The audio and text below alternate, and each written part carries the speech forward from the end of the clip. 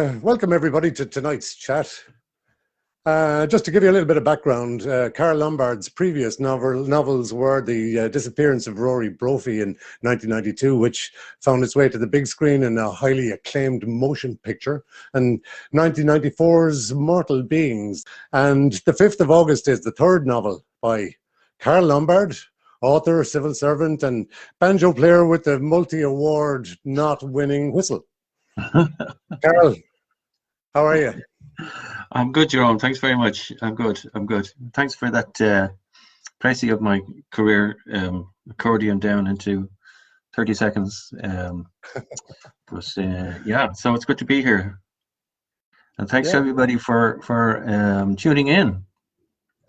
And can I say, just at the outset, just want to thank everybody who has joined the page. Everybody who has bought the book, it seems to be doing really well, and also a huge thank you to everybody who has reviewed it, who's commented on it. It's been really wonderful to read some of the comments that have been coming back on it. It's it's quite an emotional thing to put a book out there. And you don't really know how anybody is going to react to it, whether you're the only one who thinks it is any good.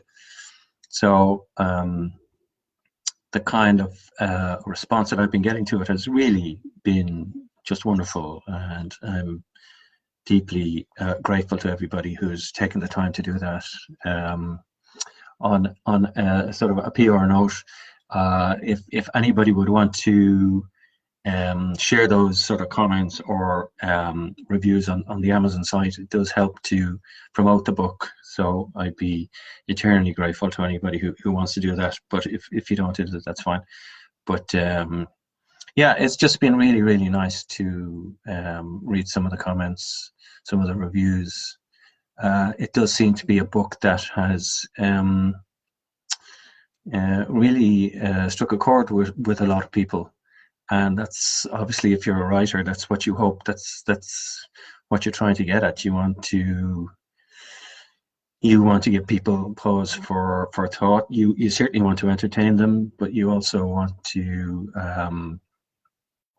make them think about things, about themselves, about life, and particularly, I suppose, at the moment, because everybody is going through these really extraordinary times where we're sort of put to the pin of our collar and trying to deal with sort of isolation and emotion, and in some cases illness and death and loss of employment and so on. It's a very emotional time for people, and this is entirely coincidental, because when I set out to write this book a long time ago, I had in mind a character who was dealing with the kind of situation that an awful lot of people are dealing with now, and so I sort of hope that, as I said in the blurb to the book, that this character, Butler's character, and the way he deals with his situation will strike a chord with people and possibly give people hope, give people some optimism that they're not alone, really, if they're going through these feelings of isolation that so many people are dealing with at the moment. So yeah, it was coincidental in that way, but it's great that people have responded so well to the book. So it's really very moving. So I'm enormously grateful to everybody. Okay, well, I've read the book in full, obviously, and I absolutely loved it. One thing I found was just that it's one of those books that you couldn't put it down. It just kept you turning pages, which is it's a very important feature of any book, especially if you're somebody like me who can't get to the end of a book normally. If it's going to keep you going, then the likelihood of finishing a book is all the better. And in this case, this one engaged me right to the end. So 5th of August 2021. Mortal Beings, 1994. Hmm. Carl, how long does it take to write a novel?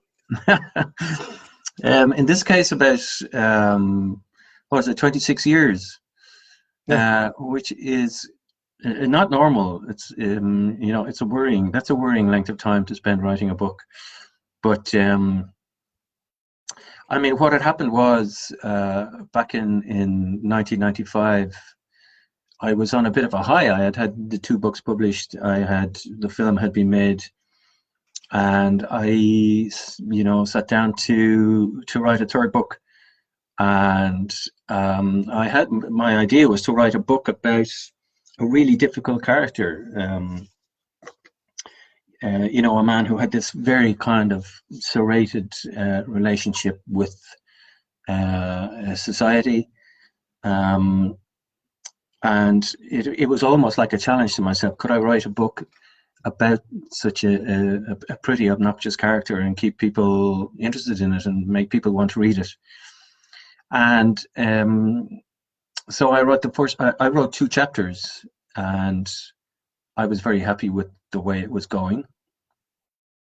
And then just for some reason, I just fell off it. I don't know whether it was writer's block or, I don't know, exhaustion or whatever, but for some reason I just stopped writing. And I moved on. I was doing other things. Yeah, of course, there are a lot of other things that get in the way in the intervening years anyway, right? Yeah, so I mean, I was doing other things. I got into other things, but it had always been in my mind to go back to it. And I knew that when I did go back to it, that I wouldn't be going back to the start, because I had written these 2 opening chapters that I was, very happy with. And so I had this idea that the book would be about sort of a Beauty and the Beast kind of struggle. You have this really difficult individual who finds this book, this diary, which recounts this very romantic, tender love affair. And I was very interested to develop that idea of how would such a person deal with finding something like this, and what effect would that have on them. So that was kind of my idea, that the finding of this book would in some way change this guy's character. So that was back in 1995, and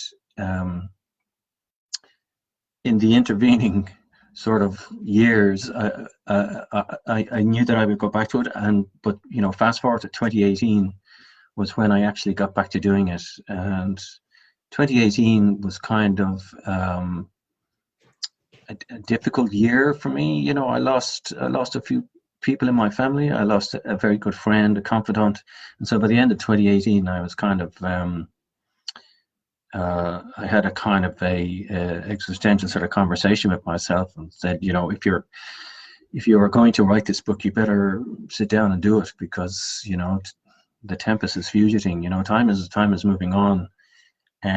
So at Christmas 2018, I sort of said, okay, I'm going to do this and clear the decks. And the first thing I did was I took out those 2 chapters that I'd written in 1995 and read them, and they were on hard copy on A4 pages, and I read them and found to my horror that they were rubbish. I hated them. And I just remember tearing them up and throwing them in the bin and thinking, okay, I actually am back at the start on chapter 1, page 1, and we're right back at the beginning here. So, but the idea was still in my head to have that kind of binary system in the book between light and shade, or light and dark. And I think at that stage I kind of mellowed a bit. I thought the main character should be slightly more mellow. The original Butler character that I had was a teacher. He was this really difficult man, violent, cynical, sarcastic.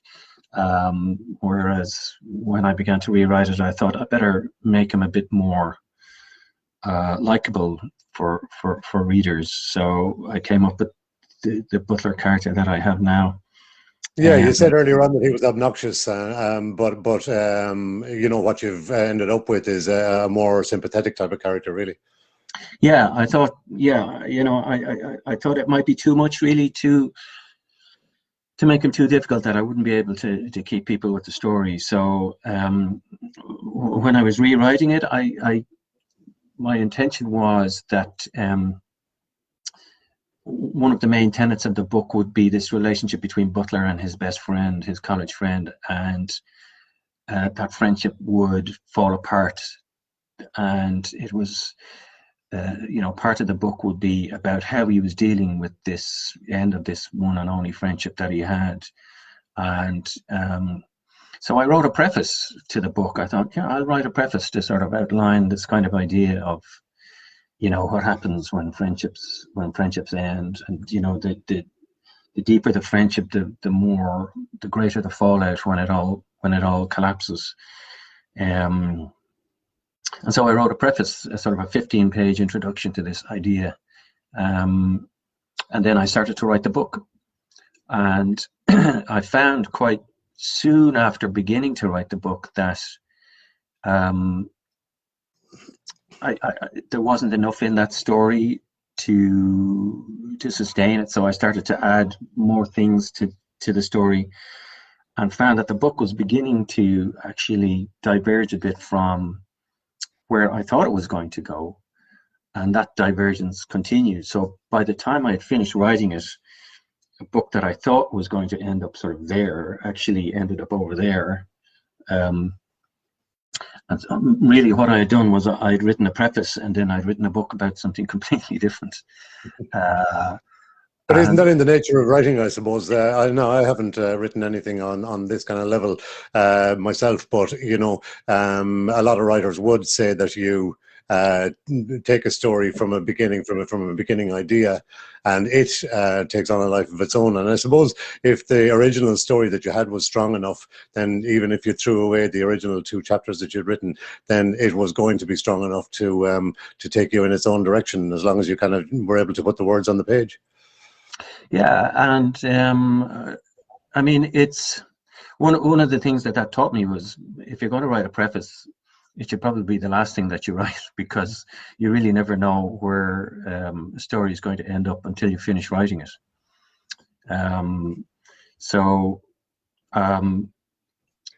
You know, it was throughout 2019 that I was writing it, and I finished it sort of towards the end of 2019. And then, like everybody else, I started hearing snippets at the end of news bulletins about doctors in China expressing concern about some virus that seemed to be spreading.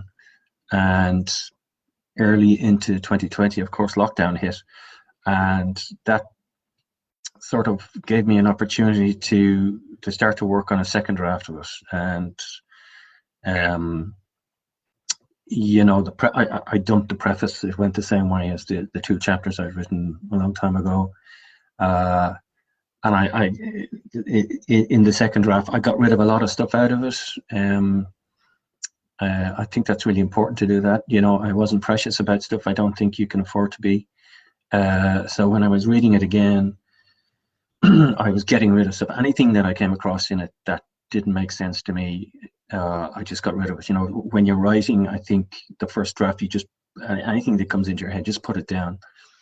You can get rid of it. You can get rid of it later. So I got rid of a lot of stuff in the second draft, and I was showing it to a few people as I was writing it. I was showing it to Gary Collins, to Charles Slane, both of whom were just really, really helpful in coming back to me with suggestions and observations on it. And so by, you know, the end of 2020, I had it, I think, pretty much as I wanted it. So something that started in 1995 sort of finished at the end of 2020, which is ridiculous, really, but you know. Well, it's a long time in between novels, and that's a long time to take to answer that question. You can see now why it took me 25 years to. Anyway, so I like this. I like the notion that you said yourself, like that the book is set in almost Ireland. It's a kind of a little kind of a ambiguity kind of trick, I suppose, that you have used in this one and in previous novels. Where perhaps the location is not as important as the story itself. Yeah. For that bit about almost Ireland, that sort of author's note that I put in at the very beginning of it, that was a very last minute decision to put that in, because I mean, for the purposes of the story, the part of it that happens in the diary needed to happen in a new country, a republic that had just come out of a war of independence followed by a civil war. That sounds familiar. But what I didn't want to happen was,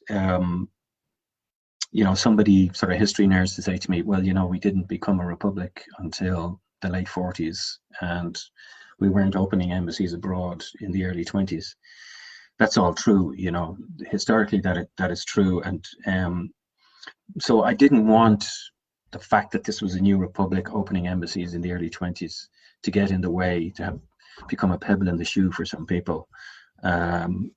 So I thought I'd better just cut this off at the pass. So I decided at the very last minute to add in a footnote saying, this isn't Ireland. It looks very like Ireland. There are a huge amount of similarities to Ireland, but it isn't Ireland. I mean, it's not named as Ireland. Dublin is not named as the city in it, and that's sort of deliberate. But it needed that kind of socio-economic political situation that existed in Ireland in the early 20s. It needed that for the basis of the story. So I just came up with this phrase, almost Ireland. So I mean, there are huge references to a college that's probably clearly Trinity College, to I think based a lot on my own sort of grandparents' family who lived in the North Inner City, and they had their upright piano and their outside toilet, and they were that sort of very lower middle class, upper working class, if there's such a thing. So there are all these kind of similarities to Ireland, but it is and it isn't Ireland. So there is that slight ambiguity, but it's clearly heavily influenced by our own history, Yeah. Like so you've described yourself, the 5th of August, as a story of insecurity, love, loss, and Asperger's syndrome, and it's all part of this man's struggle to find a place for himself in a society which seems intent on excluding him. There's a lot of that about. Yeah, there certainly is, and that's where the drama is. I always think that one of the great truisms is that Henry Thoreau line about all men lead lives of quiet desperation, and I think that is so true. But that's where the drama is, and as a writer, I've always been really attracted to these kind of characters, these people who exist on the margins of society, the people who don't get into the inner circle, they never get with the in crowd. I've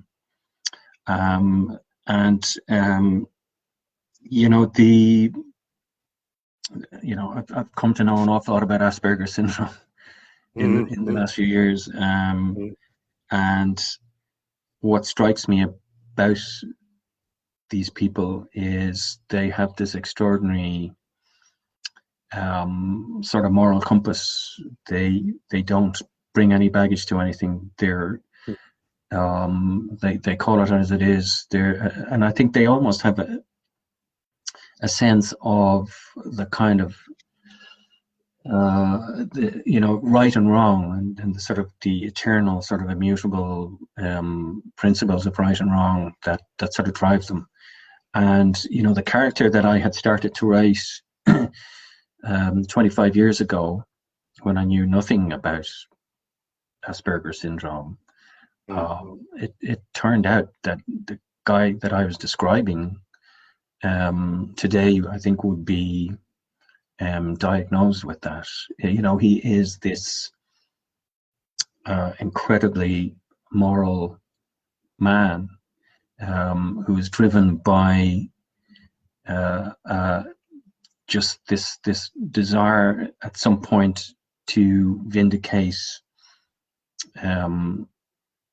you know, his own self-worth, and he is not impacted by opinions, by people who are trying to sell anything. He just has this moral compass about him, and I think that they're fascinating people. I think that's it's what makes them so interesting. There is such, you know, as a writer, there's so much you can do with this kind of person, and I think Butler is that person. He is this incredibly moral man who is fighting in a society that simply will not accept him, that is asking him to do things that he doesn't want to do.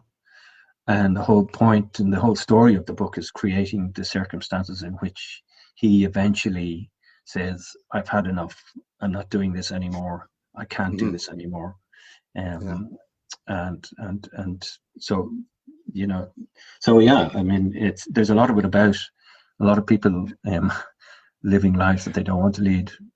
Well, what I'm getting to, I suppose, is that he has an insecurity, and it's you know, I think that's a pretty good place to start with him. Just, you know, what you find these days is that insecurity is something that people find that they can write about. It's something that society in general, I think, is struggling with.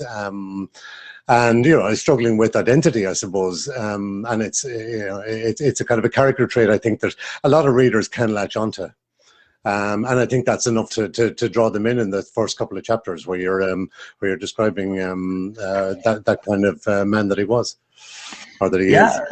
Yeah. I mean, that's where all the drama is. Where the drama is in failure, the drama is insecurity, the drama is in you know, feelings of inadequacy. There's nothing more boring than somebody who's good at everything.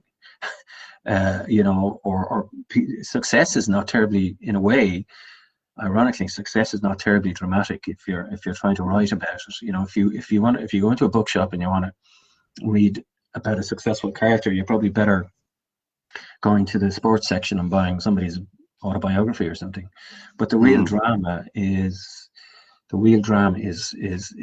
know, with the people who don't succeed, who try and cope with the consequences of that. And so, you know, what I wanted to do with the book was to contrast, you know, to set a character like this against a backdrop of somebody who was succeeding, almost to use this as a kind of a foil. So in the first chapter, I introduced Butler's character, who is this difficult, troubled, insecure man. And then in the second chapter, where he, you know, I introduced the McHugh's character, who back in the 1920s, who is this young, idealistic, optimistic, driven character, everything that Butler is not. And so the first two chapters of the book, you have this yin and yang, this, you know, the beast and the beauty, if you like. And at one point I had considered reversing those two chapters and introducing sort of the light in the first chapter to get people into it. But I thought, no, I'll go back to my original idea, and because Butler is the main character, so it's really his book, it's about him. And just try and write a first chapter that would set the scene for his character, and really to create in him a character that was difficult, but you could see why why he was having these difficulties, and you could empathize with him. You could, I think a lot of people could connect with him, and in a way get people rooting for him. And you know, I hope that that's what I've been able to do with it. Yeah, I think you've done that quite successfully with this one. And of course, the important thing as well is that while you know, it's important that there is some redemption for him in the course of the story, and right up to the end, you need to stay consistent with that character right to the end as well. So, you know, while there is redemption for him, he remains what he is. He remains what he is, and you know, I want this story to be very real. It's not. I did not want it to end in some huge triumph where all of a sudden this man becomes accepted by everybody and he's carried shoulder high and he's lauded and awarded. That's not the way it works. His victory is entirely internal. You know, he stands at the end on a podium inside his own head, and sort of awards himself a medal for what he has done. It's an entirely kind of private, internal vindication that he gets at the end, because that's the way it is. You know, it would have been ridiculous for him to turn into some kind of national hero or anything. That just doesn't happen. So in the end, spoiler alert, he remains in a way as he started. He is still alone, but this time he is alone with a conscience that he can really live with. Yeah, and I don't think you're giving anything away by saying that. No. Yeah, so and I think that was really important. I think that's a really important ending, because the book was always going to be about somebody finding a way to live with themselves, you know, based on having done something that they had always had this desire to do, which was to do the right thing, for no real monetary gain, for no notoriety or anything like that, but to do the right thing simply because it was the right thing to do. Okay. So yeah. Well, look, on that subject, one of our viewers here tonight, Fiona, has asked, just on the subject of how you, I suppose it's on character development, really. You're able to get close to a character very quickly. How do you get to that first-person point of view, as well as being commentator and narrator, so that you tell the story but stay as close as you need to the protagonist? Yeah, I was thinking today. I think writing, particularly writing a book, is kind of it's 90% mechanical, 5% inspirational, and 5% something else that I don't know what it is.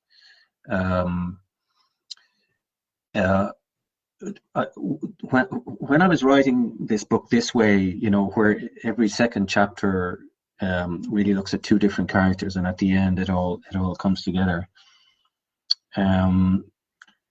It in a way it assisted the development of the characters, because in a way it was like a relay race. Like each character would run to the end of his chapter and hand over the story to the next guy at the start of the next chapter. So they kind of leapfrogged each other along towards the end. In terms of getting close to the character and all that, I think a lot of it, you know, a lot of it is just instinct, and a lot of it is just creativity. A lot of it is creating a character that you can believe in. And when you're writing about that character, you become that character, and you think, okay, how would this person respond to a particular situation that arises in the book? So the two main characters in this book are very different. One is the loner, man full of insecurities. And the second character, the McHugh character, is this young, enthusiastic, sort of ingenue, in a way naive. So when you're writing about them, you just sort of become them, and you think, okay, how would somebody who has these traits, how would they respond to a particular stimulus that you've written about in the book? And then when you finish writing it, you step back out of that, and you go to somebody else. And I think that you're doing it, because there are times I find when I'm writing it that I actually started getting emotional about the characters, because when you're writing about an emotion that they're going through, you can almost feel that this is you that it's happening to. That and you become incredibly invested in it.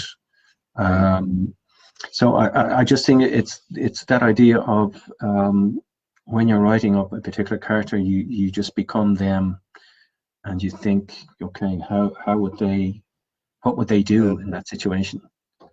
Well, you may have answered this observation with that, but I'm curious myself as to how you'd arrive at a character. Do these various different characters that you have in a book like this, do they come already fully formed? Can you see them already, or does it kind of fall out in the course of writing and, as I say, putting words on the page? I'm curious as well, of course, to see, do you know these people? Are they characters that have made an impression, and you want to write a character in a book that would have similar kind of characteristics?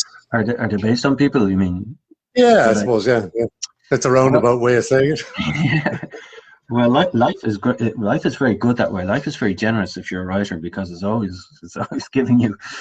There's no shortage of characters, and characters that you write sometimes end up as an amalgam of people that you've come across. In terms of do they come fully formed, I don't think they do. No, I think that would be impossible. It's a bit like having a child. You start with the basic thing, and then you've got to build personality around them and build a life for them. And that's where the fun of it is. To kind of continue to develop characters, and sometimes they change. I mean, the Loretta Tynan character in the book, the big twist that sort of happens in her story, happened just as I was writing it. I was just writing about this particular moment in this particular meeting that she had with McHugh. Yeah. And I wanted something important to happen in the meeting. So when I started to write it, I wasn't quite sure what that was going to be. And then this thing just came into my head. I said, I'll go with that idea. And I did, and it kind of worked. So sometimes it's just a spur of the moment thing. I mean, one of the sort of tricks that I have when I'm writing is, if at the end of the day I'm writing something and I have a last idea in my head that I'm going to write, I don't write it. I hold it in my head, and I keep it in my mind until the next day, so that when I start writing the next day, I have something ready to start working on. That's a good discipline. I'd be afraid that I would lose that thought. Well, I suppose you could write it down, but what you end up doing is thinking about it at night. Yeah. You wake up at for a lot of this book, I was getting up at, particularly during the summer, I was getting up at 4:00 in the morning and writing, and it's an incredible, it's a beautiful time of the day. There's a real clarity, provided you haven't been out the night before or anything. There's a real clarity in your head at that hour of the morning. There's just something about it. It's quiet. I suppose your brain is fresh. There's a certain, almost a potential about being awake at that hour, if it's a nice morning. So I did a lot of writing at that time of day. But starting off on something that I had come up with the night before and didn't write. I kept it in my head and sort of developed it so that when I started writing the next day, I was, ready to go. Yeah, so just tricks like that. Okay, so and there was I thinking, I didn't even know that they had a 4 a.m. in the morning. It's very good. You should try it sometime. It's not to be recommended in the depths of winter, I think, but certainly in the summer, it's lovely. You should try it.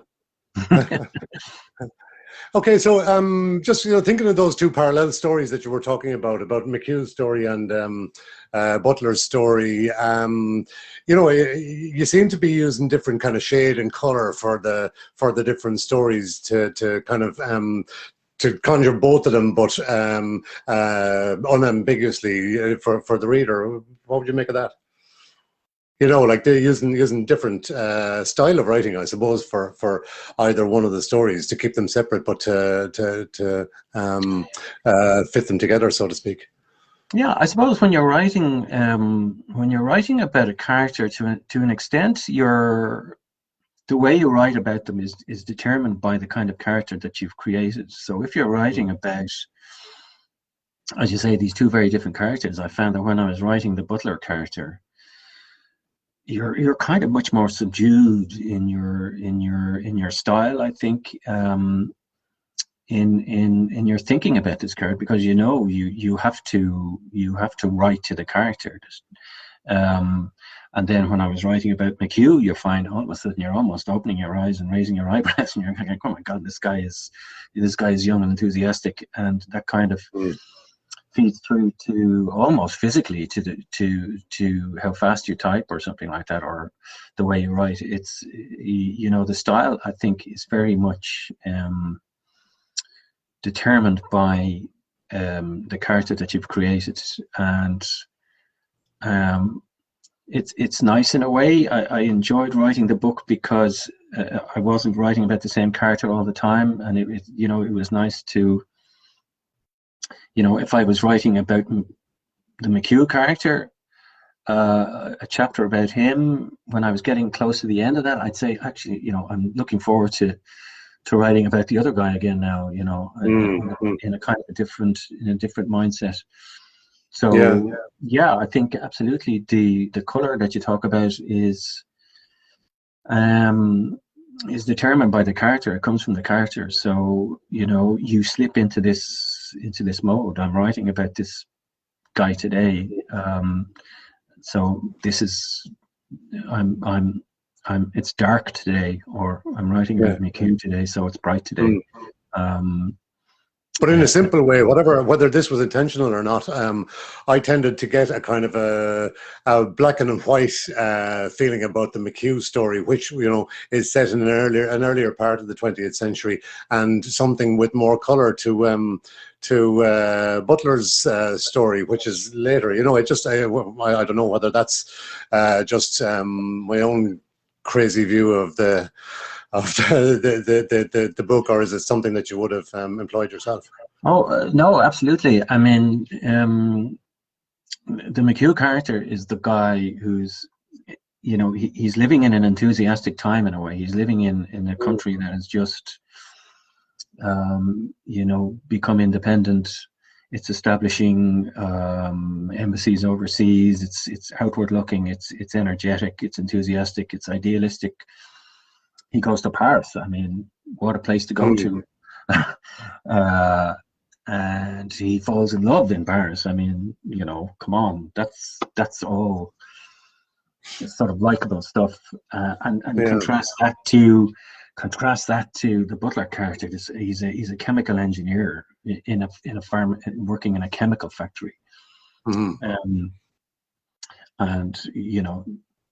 I don't know any chemical engineers. I've never worked in a chemical factory. It's probably not the most exciting place to work, but so yeah, I mean, you're right. That was kind of deliberate, this kind of binary sort of ping pong that was going on in the book between the chapters. So And I think that's in a way where it gets a kind of an energy from it, because they leapfrog over each other. Yeah, I And I mean, think what in I'm reading, thinking of for the McHugh and Odd characters really is that, I kind of conjure in my mind like Trevor Howard and Celia Johnson in Brief Encounter, something like this. Like, would you kind of view it in those kind of cinematic terms at any point? oh yeah, it's a romance. It's a romance in Paris in Yeah, black and white. I suppose I think you're right. I could almost see it in black and white.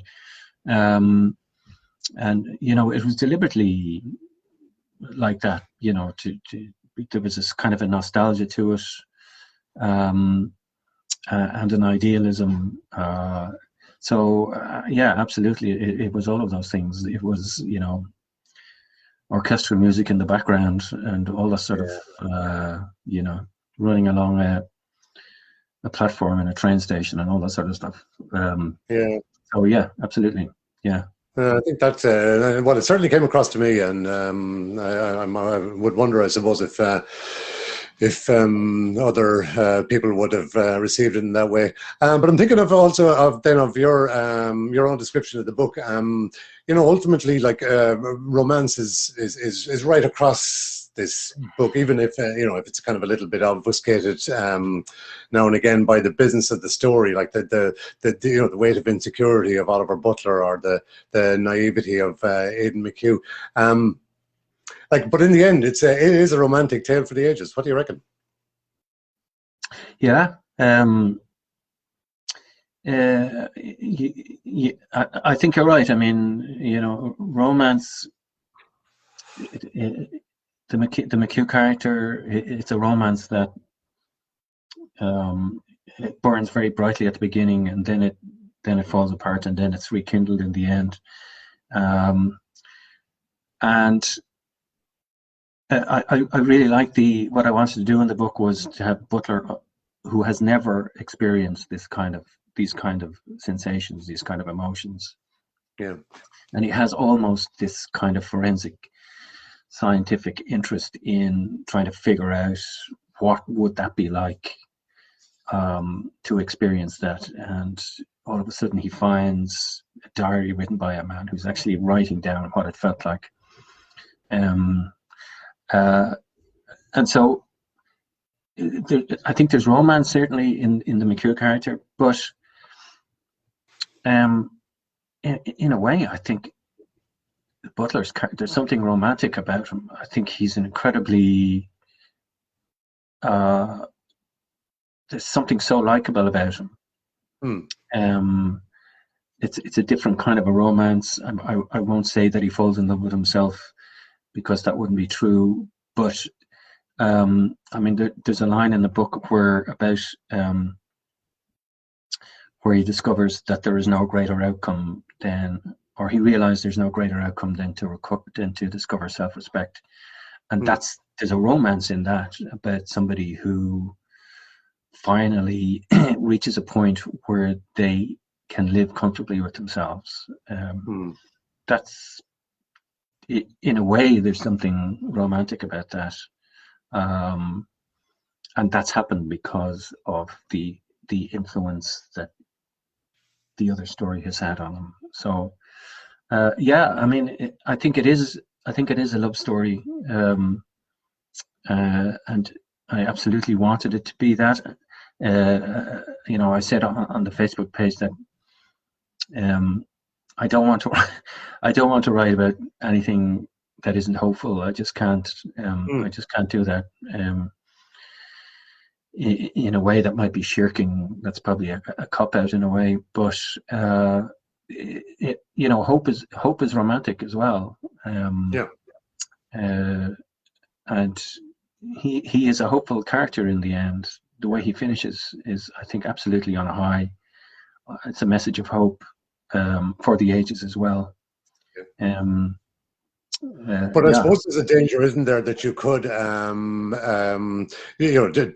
deliver something sentimental in a way, while you still want to deliver that kind of message of hope. But I think there's you've kind of you've treaded that course fairly deftly there, I think, where you've managed to stay true to those characters, but ultimately delivering a message of hope. Yeah, and it's like what I was saying. Like, I did not want this book to end in a way that would be completely unrealistic, because I think that would just waste it. So it ends on with him on his own again, but in a much better place. Yeah.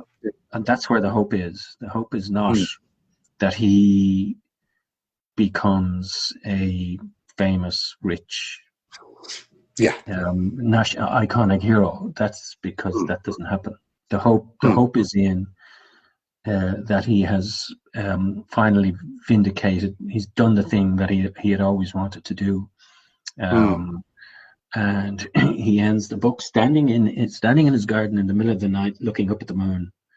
And I love the ending. I mean, I think the second last sentence in the book is he raised his glass to the looking down moon, and I can remember. I think that's the best sentence I've ever written. I don't know why, but and I can remember when it came to me. I was crossing Griffith Avenue when this line came to me. I had almost finished writing the book, so I had him out in his back garden, standing with a glass of whiskey in the early hours of the morning, looking up at the stars, and I wanted a line to sort of celebrate that emotion that he was feeling. Yeah. And I remember standing, I think, on the traffic island in the middle of Griffith Avenue, and this line just came to me. He raised his glass to the looking down moon, and I just thought, that's it. That's the line. That's the line I want. So inspiration comes in interesting ways. In the middle of traffic. Yeah. Waiting for the green man. Yeah. Charles, that's an interesting one there. When you're writing, do you ever make decisions to please the reader, or does the natural flow of the story dictate where it'll go? Oh, yeah. Yeah, I think you have to be, well, I mean, I made this big decision when I started to rewrite the book in 2018, that I wasn't going to go with my initial idea of this really, really unpleasant character, this teacher, this violent guy, because I thought that would be too much. So in a sense, I had kind of toned down that idea, because I thought that would be too much. People will not stick with that. So to an extent, I said I better make it more likable, because people will read that. So, but so perhaps there was a certain element of that, but I didn't find writing it that I was tempted to compromise and to put silly things into it.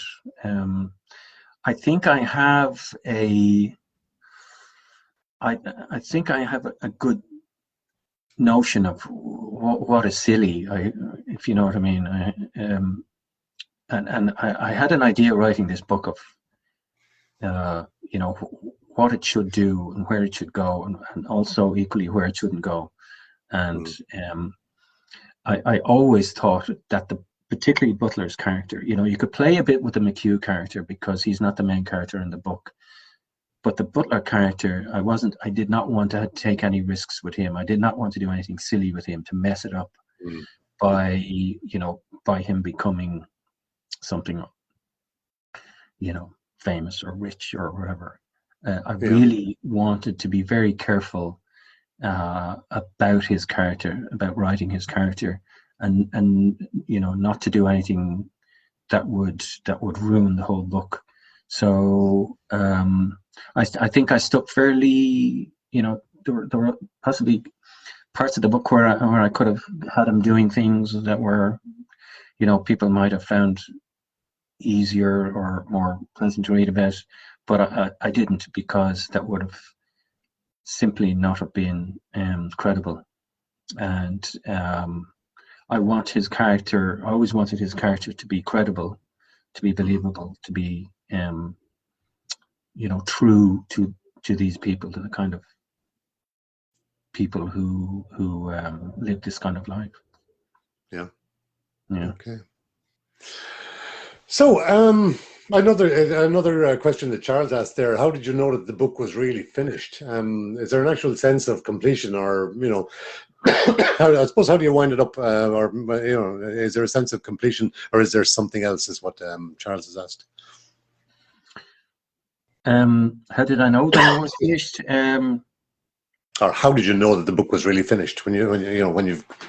Yeah, I always had it in my mind that the book was going to be, it was going to alternate between these two stories, and then at the end, in the last chapter, they were going to come together. So I kind of knew when I got to that point, I knew when it was ready to write that last chapter, and I knew.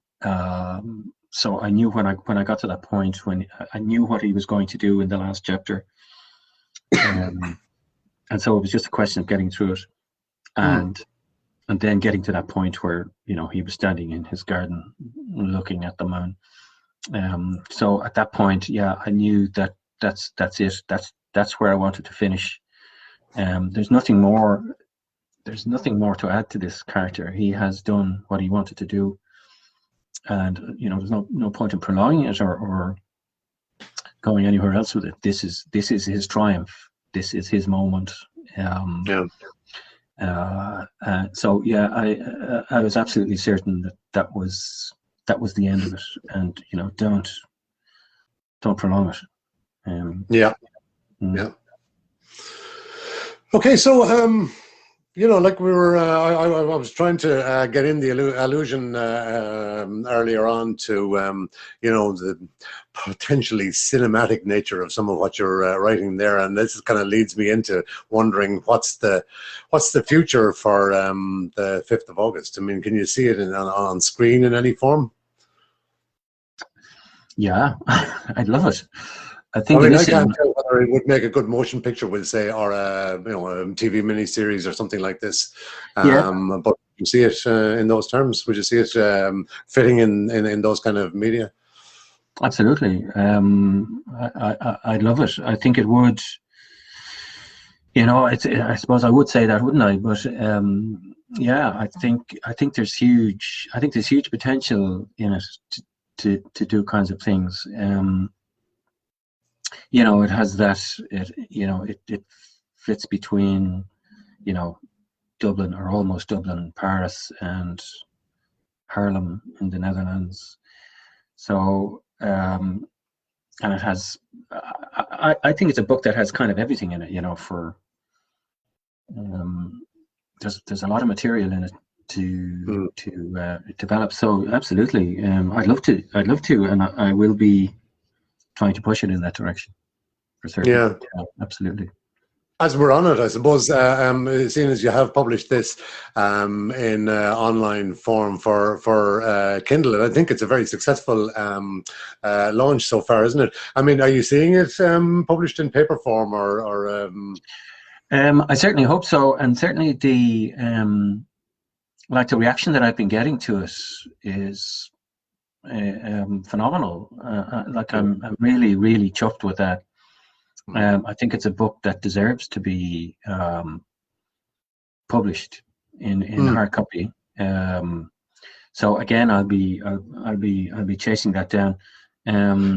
But I think if you put it online, yeah, in the first place, then it gets a life in that. In published form, and hopefully it would kind of trigger the interest then of publishers who can take it further. Yeah, I mean, I think it's proved itself that this is a story that people are really liking, and that's I mean, that's what a publisher wants. So, it's there, and people are liking it. So, the COVID thing, I think, has impacted publishing. It's made it more difficult. So, but hopefully, this is not going to go on for too much longer. So yeah, absolutely. I'd love to. I'd definitely be pursuing it to get it published. Yeah, I think it deserves it. Okay. Yeah. Right. Well, I don't have a whole lot that's further to ask you about on the book at this stage. Although I suppose at this rate it'll be 2047 by the time you come up with your next novel, right? No, it won't. I mean, I certainly I'm going to start writing. I absolutely loved writing this. I really, really enjoyed it, and I'm moving. One of the reasons that I published it on Kindle was because I just wanted to move on to something. I wanted to get it published and to move on to something else. I certainly will not be taking 25 years to write the next one. I don't have that time left to me. Well, possibly I do, but Really? no, no. The next one will be shorter. I mean, Mortal Beings. I wrote Mortal Beings in about 9 months. Yeah. So it went from the sublime to the ridiculous, really. No,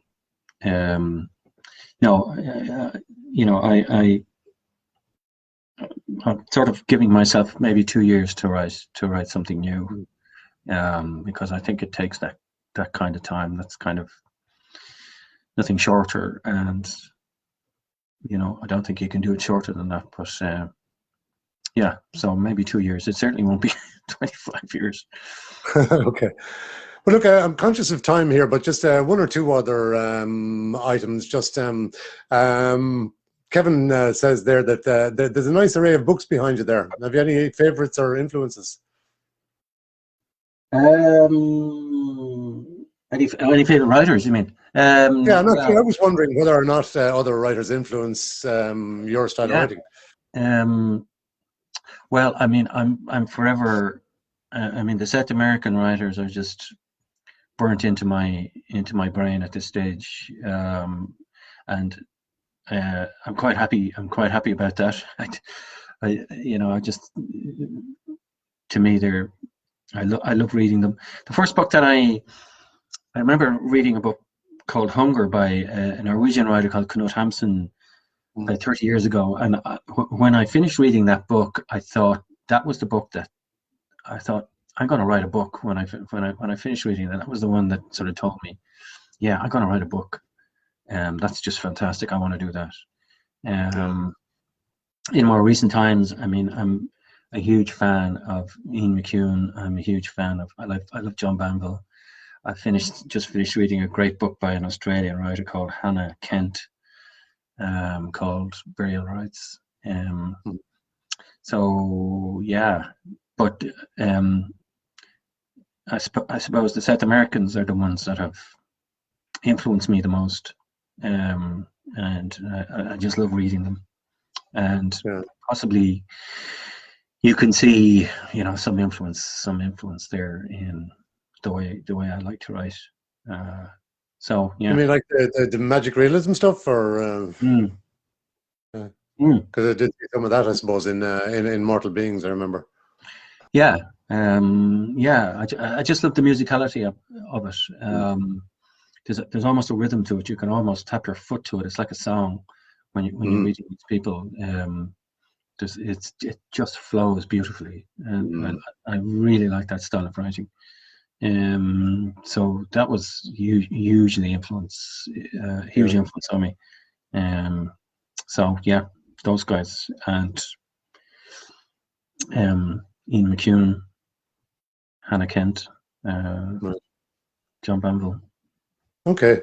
Well, finally, I'll just pick up on Fiona's other question, which was you would have felt that the screen adaptation of Rory Brophy was maybe not what you'd hoped, and intended to keep more control the next time. What do you think of that these days? Has time softened your views? Says Fiona. Look, what happened with the film was I had absolutely no sort of input into that, and I didn't necessarily want to. Once you just sell the rights and they go on to make the film. It was a fascinating experience. My God, to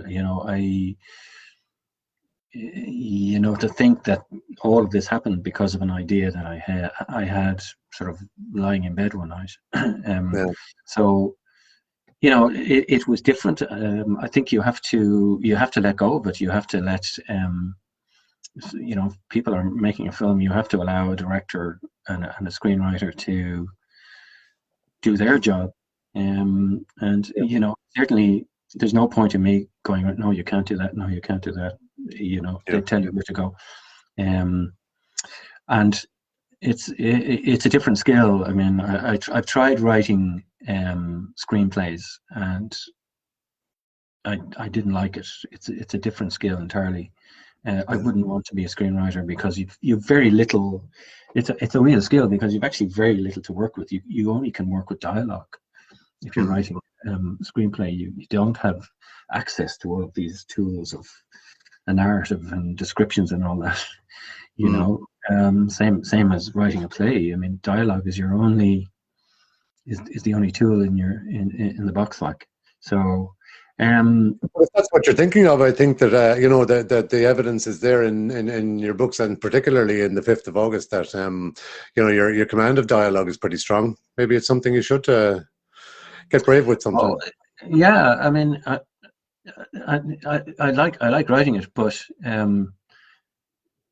it's very comforting to be able to fall back on being able to write a narrative in prose as well. If you just have to write dialogue, it's very difficult. It's a particular skill, but who knows if this ends up on screen, it would be fantastic. But we'll see. We'll see. Okay. I'm just realizing here that I was ascribing that last question to Fiona, and it was actually Mark hijacking her feed there.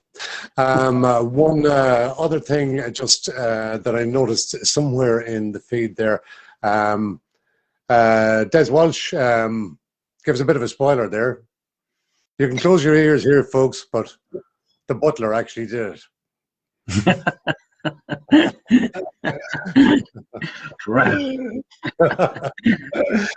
Carol, this has been really enjoyable for me. I hope it's been as enjoyable for everybody else watching tonight, and hopefully we'd have the opportunity to do this kind of thing again. But hopefully it has given people a little bit of an insight into just how you went about delivering a book like this, and I hope that it improves people's enjoyment of the book. Anything you'd like to add to that yourself? Well, thanks, Jerome, and thank you very much for doing this. I've really enjoyed it.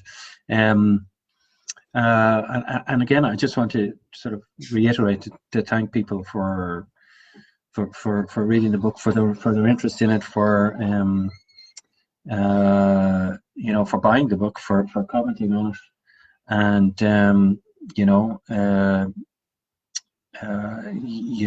it's as a writer, you want people to read what you do. That's why you do it, and I'm very grateful and very humble that people will buy the book and read it, and if they comment on it on the Amazon site, it would be great, I have to say. But yep. I suppose good reviews on the Amazon site are where it's at, really, isn't it? For getting the book out to. Yeah, it helps promote the book, but I'm just very grateful that people are reading it and responding to it and reacting to it in the way that I hope that they would. I mean, that's really an emotional thing as a writer. It's why you do it, and to get feedback like some of the feedback that I've had is just you can't put it into words how much that means. It really is. It's a wonderful feeling, and I'm just so grateful to people who do that. So, yeah. So well, I suppose we'll it get gives you through a this. sense. Just to give a message of hope to people. I know everybody's going through a difficult time at the moment, but we'll get through it. We'll get through it. Yeah. Okay. Well, look, thanks very much, everybody, for joining us tonight. I'm going to go off and get another cup of whiskey, David. But thanks everybody who has joined the comments tonight. It's a pity we couldn't have just read out everybody's, but I was really glad to get the few extra questions because it really filled it out, because I had my full homework done. But I wanted to just say one other thank you to Donna Corby, who helped with the technicals in delivering this tonight. Yes, thank you, Donna. Thank you, absolutely. Carol, thanks a lot. Thanks, everybody. And I think we'll close it here, and we'll talk to you all again soon. Thanks, Jerome. Thank you, everybody. Good night. Take care of yourselves. Stay safe. Cheers. Bye-bye.